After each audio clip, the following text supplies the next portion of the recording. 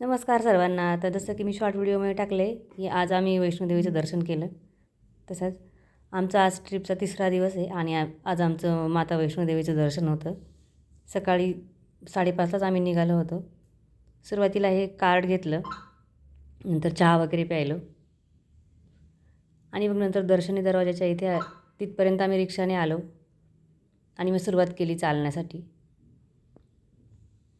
इथे पहिलं चेकिंग होतं. नंतर इथे घोडे असतात, कोणाला घोडे करायचे किंवा काय की काही जण चालत जातात, म्हणून इथे घोडे वगैरे पाहिले. ज्यांना घोड्यावर जायचं होतं त्यांना घोड्यावर पाठवलं. जसं की मी तुम्हाला म्हटलं, आमचा 35 जणांचा ग्रुप आहे. आम्ही सगळे निघताना सोबत निघालो होतो, पण कुणी पुढे, कुणी मागे, कुणी घोड्यावर असे गेले होते. 5-6 किलोमीटर चालून आल्यावर अर्धकुंवारीचं हे मंदिर येतं. ते खूप छान आहे. गर्भजून गुफा आहे तिथे. आता आम्ही निघालोय भवनला जायला. दर्शन करून आम्ही पुढे भवनला जायला निघालो.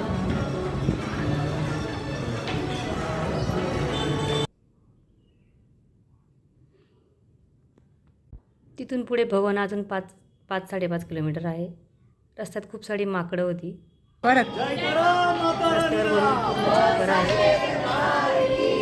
इकडे पावसापासून किंवा बर्फापासून सुरक्षा होते. रस्ता पण खूप छान आहे, खूप क्लीन असतो, साफसफाईवाले सारखे असतात. अर्धकुंवारीनंतर या रस्त्याने आम्ही चाललो. इकडे घोडे नसतात, घोड्यांचा रस्ता वेगळा असतो. खूप छान वातावरण होतं, म्हणजे पावसाळी झालं होतं वातावरण. पूर्ण जाळी लागलेली दरीच्या साईडने. नंतर बराच वेळ चालल्यानंतर मग भवन आलं फायनली. तिथे मग आम्ही लॉकरमध्ये ठेवलं सगळं, मोबाईल वगैरे सगळं ठेवावं लागतं. नंतर आम्ही दर्शन करायला गेलो मग. आणि दर्शन करून आलो तर पाऊस यायला लागला होता, खूप पाऊस पडत होता, म्हणून आम्ही काही भैरवबाबाला गेलो नाही. दर्शन केलं आणि परत रिटर्न फिरलो. खूप सारं धुकं आलं होतं आणि खूप थंडी लागायला लागली. नंतर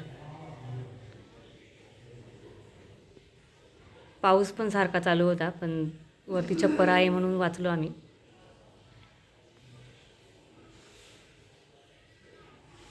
नंतर असे थकलेले आम्ही सगळे चालत होतो रस्त्याने येताना परतीच्या प्रवासाला.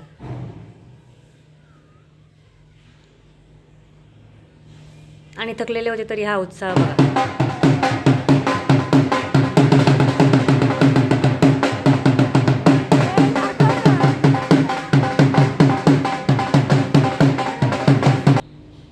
छान गार्डनिंग पण केलेलं आहे तिथे रस्त्यांना.